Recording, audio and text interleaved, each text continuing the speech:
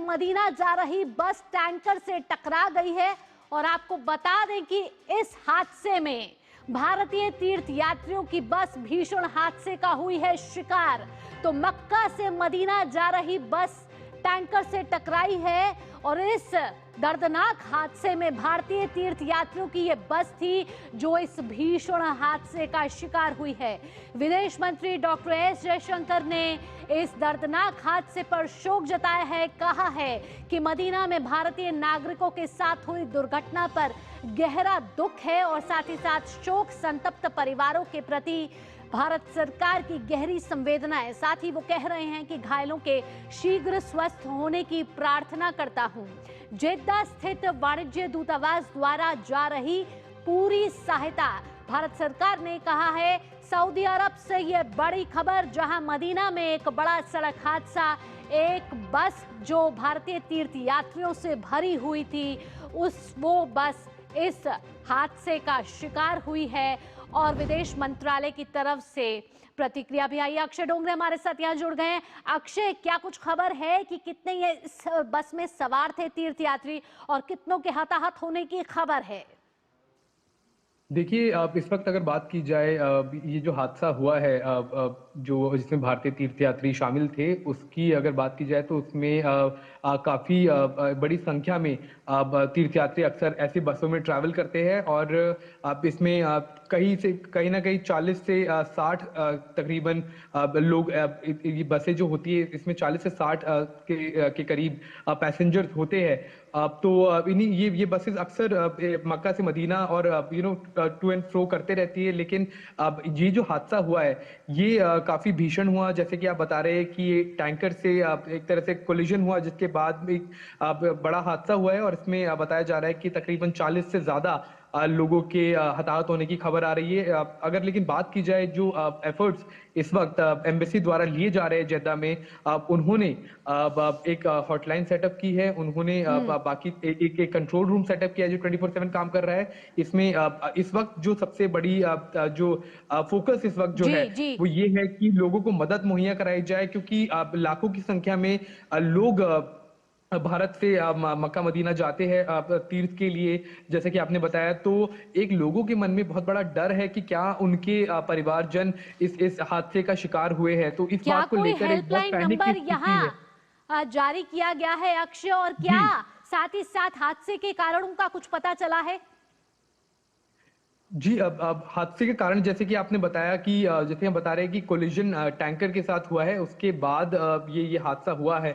लेकिन अगर exact specific reasons की अगर हम बात करें कि क्या किसी की तरफ से अब एक तरह से ट्रैफिक रूल्स को फ्लाउट किया गया या फिर ये एक नॉर्मल एक्सीडेंट हुआ है या फिर किसी की गलती की वजह से हुआ है, कि इसके कारणों का पता लगाने के लिए एक जांच बिठाई जा रही है और एक जांच की जा रही है वहाँ के अथॉरिटीज द्वारा, और जिसमें भारतीय जो एम्बेसी है, भारतीय दूतावास है, वो भी एक्टिव रूप से शामिल है।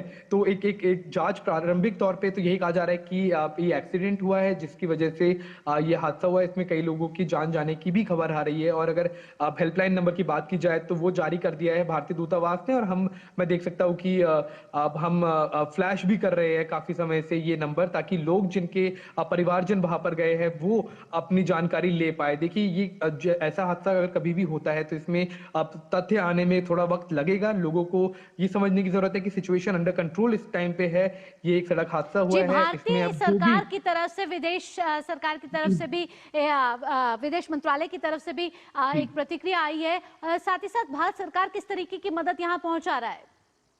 देखिए, सबसे पहली मदद जो करनी थी वो यही था कि एक एक्टिवली एक रूम सेटअप किया जाए, हेल्पलाइन नंबर सेटअप की जाए, क्योंकि जो लाखों करोड़ों जो परिवारजन है जिनके जिनके घर वाले इस वक्त तीर्थ के लिए मक्का मदीना की यात्रा कर रहे हैं, उनके मन में सबसे बड़ा डर ये होगा कि क्या उनके रिश्तेदार इसमें इस हादसे का शिकार हुए हैं, क्या इसमें शामिल थे या फिर क्या ये किस कारण की वजह से ये हादसा हुआ है। तो इस बात को लेकर अब सभी सभी लोगों के मन में जो डर है उसको सबसे पहले ठीक करने के लिए, उसको कहीं ना कहीं आप लोगों को एक अश्योरेंस देने के लिए हेल्पलाइन नंबर सेटअप किया गया है। जी। और जो अब जो जिन लोगों के घायल होने की खबरें आ रही है उन लोगों के लिए जो भी सबसे अच्छा स्वास्थ्य इंतजाम किए जा सकते हैं वो किए जाएंगे। वहाँ की सरकार और एम्बेसी दोनों साथ मिलकर ये इंतजाम करेंगे। लेकिन जिन लोगों की अनफॉर्चुनेटली वहां पर डेथ हुई है इस इंसिडेंट में, उनके मॉर्टल रिमेन्स जो है उनको भारत लाने की तैयारी भी भारत सरकार निश्चित तौर पर करेगा। तो सबसे पहले लोगों को ये पहले आइडेंटिफिकेशन का भी काम किया जाएगा कि किन लोगों की इसमें मृत्यु हुई है, कौन लोग इसमें घायल हुए हैं। जो घायल है उनको स्वास्थ्य सुविधाएं मुहैया की जाए, और जिन लोगों की मृत्यु हुई है उनके जो मॉर्टल रिमेन्स है, यानी कि इनके जो एक तरह से उनके जो शव है उनको वापस लाने की तैयारी अब उनको भारत जल्द से जल्द लाकर उनकी अंतिम क्रिया यहाँ पर की जाए, ताकि उसकी तैयारी एक तरह से की जा रही है, उसके अरेंजमेंट किए जा रहे हैं। तो सबसे पहले ये जो पैनिक की स्थिति है इसको ठीक करने के लिए ये हेल्पलाइन काफी एक तरह से कारगर साबित होने वाली है।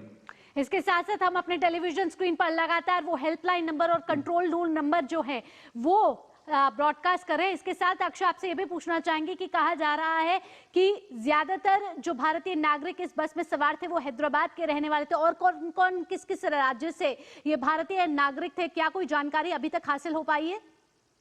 देखिए, ये थोड़ा जल्दी होगा अब इसकी एक तरह से पुष्टि कर पाना, क्योंकि इस तरह की स्थिति में देखिए सबसे पहली चीज यही रहती है कि हमें किसी भी तरह के फॉल्स नैरेटिव या फिर फेक न्यूज से बचना होगा। और उसके बाद ही अब जैसे ही पुष्टि होती है एक आधिकारिक तौर पर, जब वहां की एम्बेसी एक तरह से एक लिस्ट जारी करती है, हम उसी के बाद ही पुष्टि कर पाएंगे। यहाँ क्योंकि आपको हम रोकना चाहेंगे, दुबई से हमारे साथ हमारे संवाददाता देवी भी जुड़ गए हैं। यहाँ आपसे पूछना चाहेंगे कि अभी क्या वहाँ हालात हैं, और साथ ही साथ घायलों को कौन सा अस्पताल में यहाँ पहुंचाया जा रहा है?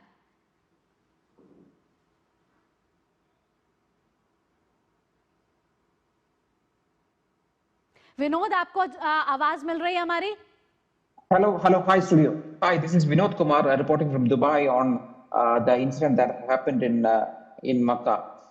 We have only very limited information. The current information is that around 40 to 45 people have died, and most of these people who have died are from Hyderabad. And this incident happened in late evening, late night yesterday, and all these people were doing Umrah at Medina and were returning to Makkah. So the current information that we are having is around the people who have died, around 20 of them are women and 11 of them are children. And this incident happened after this bus collided with a tanker, and instantaneously it got into a carnage. And we also have unconfirmed report that there is one 25-year-old who had escaped death and he is in treatment at Jeddah. And the civil defense have given preliminary information that they had put off the fire successfully within the immediate vicinity of these premises. And most of these dead bodies are in charred condition, and the current medical facilities are being done only. So at this point, we do not have fully confirmed information on all these details. The Ministry of External Affairs will be shortly issuing an official statement regarding this, which will have the names and other details, and we can run this. We will get further details only after the official information from the mission in Riyadh, Consulate General in Jeddah, and the Ministry of External Affairs coordinately give a proper statement. Meanwhile, the Consulate General in Jeddah had issued a helpline number to which all the relatives can directly contact and check up with them.